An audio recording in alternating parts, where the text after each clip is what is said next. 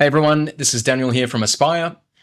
Hi, my name is Coach Chaii from the Aspire. And today we're going to be looking at the different variables related to a bench press, because there are so many ways that you can actually optimize the result from your bench press, but so many people are either getting injured or just not working effectively. Yep. And obviously Chai's got great pecs, so he is a master when it comes to the bench press. So one of my favorite exercise. I think every male, every man, when they go to the gym, I think the first exercise they're thinking on their head is about bench press, how to gain the chest, gain the upper body, have big chest, big shoulder, big arm. I think this is a variation of the people outside the gym. Absolutely. And a lot of people either just don't get the result from their chest or their bench training and end up injured. So there's lots of variables. It can be around form, positioning, your setup, tempo. Even these little changes in positioning can really dramatically impact the outcome of your bench press. Yeah, I agree. What's the first variable that we're going to start on today? I think stability starts from the grip. Right hands that we are connected. First, when you're going to do a bench, you grab the dumbbell, you probably lay down and set up. First common that I saw is just the bending of the wrist, which is related to the stability on your scap and lat, which is another source of the power on pushing or bench. So people thinking about to gain the strength on the upper body, like chest, like shoulder. But the key is the posterior chain of the muscle is also the key to helping you create the stability and the range of motion that you push, because to gain the muscle or chest or shoulder, first, intensity, range of motion, and then time and attention. So we play on the three key dominants on how to strengthen and gain and hypertrophy from pushing. So for me, grip first. Right. And obviously, if you want to produce maximal force, your objective is to recruit maximal motor units, maximal number of muscle fibers. Yeah. So you need a strong, stable base. And I see in relation to, say, the grip is a lot of people will complain that it hurts their wrist. Yeah. Because they're loading the bar way back here towards the fingers, rather than getting a more stronger, more stable load distribution and just using it in that little rest of the palm. Yeah. But once you can get into a nice, strong, stable base, then we also need to make sure the shoulders are active and stable, which requires a lot of lats. It's actually posterior chain stability, not just having all this loose range of movement. So you see people bench and then got a pack neck, or you see the round shoulder happening, which is that still have some range of motion you can practice and aim to, right?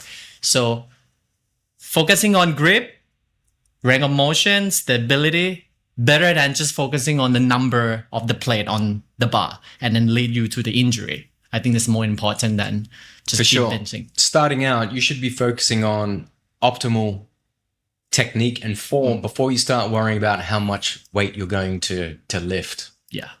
And what about to maximize stability, so we've got a nice stable base to be able to generate and produce that force from? What is your recommendation around the pelvis and even foot positioning? I would love to recommend to aware and create we call a leg drive to the way that we set up. We're gonna merging and then use a kind of like isometric force from the lower body to support your movement to create more power.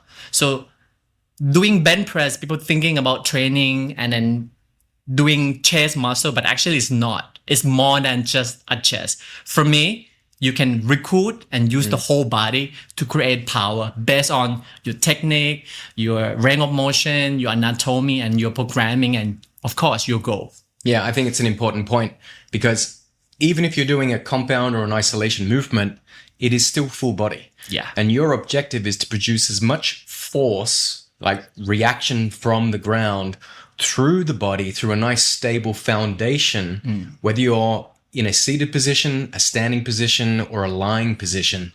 So you want to recruit and force that stability so that you can then produce more force in your chosen lift, especially with the bench press. Yes, I agree. And what are your thoughts on different elbow positions and ranges of movement within a bench press?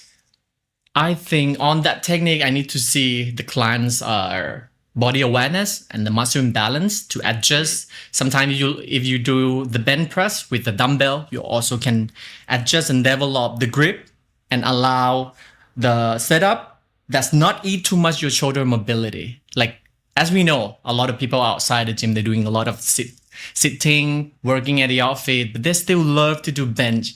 Yeah. In my opinion of the strength coach, I won't say no, but I will teach them how to create a good foundation before they going to do more on the upper body. So they must know and understand how to set up, how to generate the lower body together with the upper body, how to stabilize the scap and grip and hands, as Dan mentioned.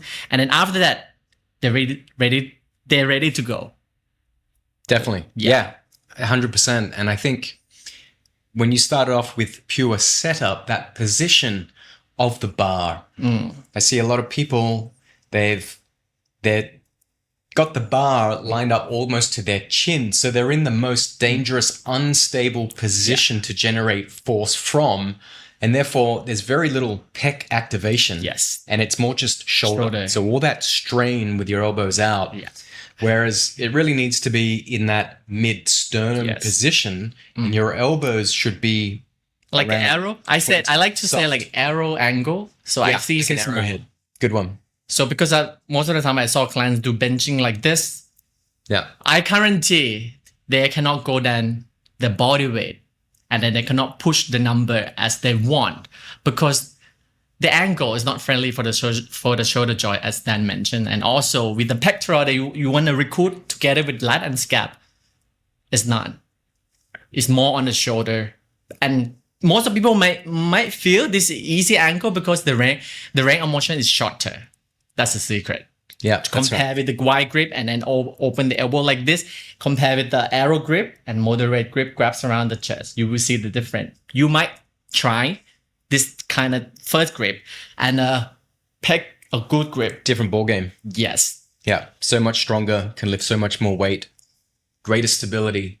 Your movements are smoother, your eccentric phase is controlled, and you can generate a lot more thrust and drive in that concentric phase, which of course we will actually give some demonstration in a different video. Sure. But they are the fundamentals of your setup to establish a good, strong foundation to produce maximal force in your bench. Now, of course, you can apply this to every movement because once you've established that stability and that drive, the ability to generate force, then you can start to play with other variables. Yeah. Whether it's the position and the width of your grip, whether it's your tempo, you could be looking at longer, slower, eccentric phases of contraction. You can look at negative reps. You can look at slight incline and declines. All those variables with a barbell, dumbbells, bands, you name it. Yeah. They are the variables that you can apply to create a different stimulus, new challenge, new motor neuron pathways once you've established that foundation of strength and stability. Yeah, totally agree. And just to finish off, what's your last favorite tip to develop optimal pecs?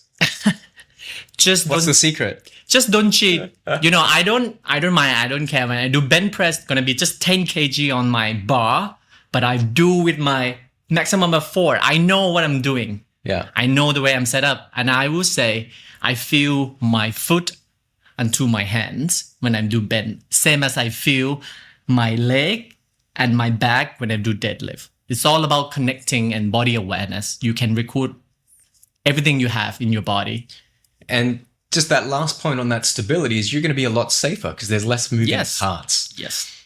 And if you want to increase strength or you're looking for some hypertrophy, you must be taking the entire neuromuscular system to fatigue. You have to establish that process of progressive overload and adaptation. Otherwise, nothing's going to change. Yes. So master setup, strength, stability, and force production, and then you can start to play around with any of those other variables to get the results that you seek. Yeah. Quality than quantity. You got it. Yes. We'll see you in the next video. See you next time.